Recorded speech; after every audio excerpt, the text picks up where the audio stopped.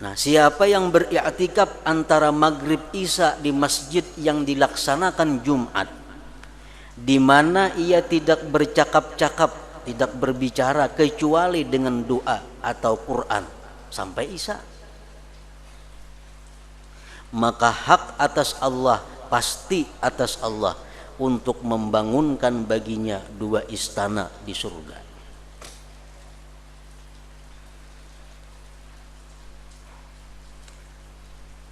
Perjalanan masing-masing istana itu 100 tahun. Istana sini ke istana sana 100 tahun hanya sampai. Jakanya dijalani dengan jalan dunia ini.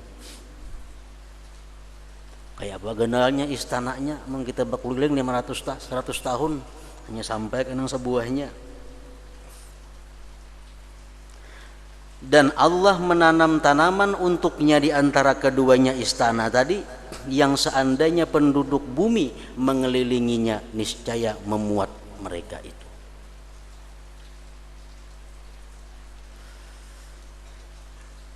Fadilat orang yang i'tikaf antara maghrib sampai isya, tapi i'tikafnya bacaan Quran, hadis, bacaan salawat, zikir, tasbih, kada bercakap-cakap duniawi.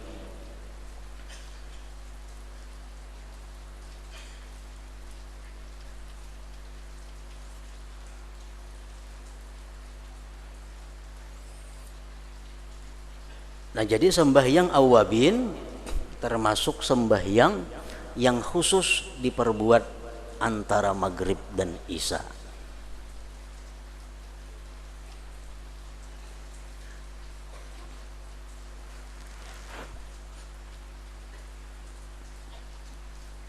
Jadi amalan-amalan antara maghrib isya ada yang khusus. Bila kita amalkan antara maghrib isya, kita akan mendapat fadilat yang besar. Kalau di waktu lain kita akan dapat fadilat juga, cuma kada sebesar kalau kita mengamalkan antara maghrib dan isya. Sembahyang awabin.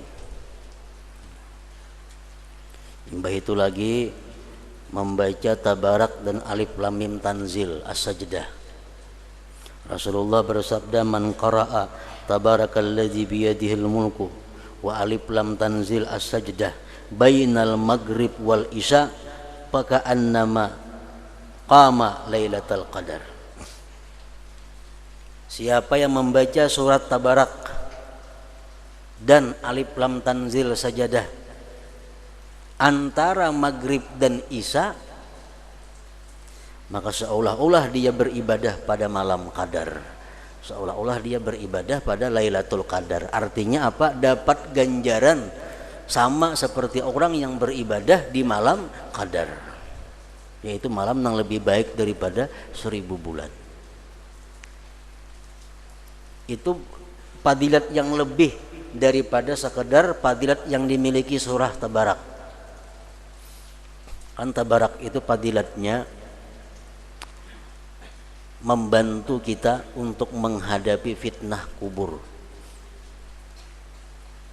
Gunanya membaca tabarak itu untuk membantu kita menghadapi fitnah kubur, menghadapi munkar nakir dan sebagainya. Surah tabarak. Membaca mbah maghrib kah, mbah isya kah, tengah malam kah, parak subuh kah, kada jadi masalah. Tapi kalau untuk mendapatkan fadilat yang sama dengan Lailatul Qadar, itu membaca surat tabarak dan alif lam sajdah mesti antara maghrib dan isya.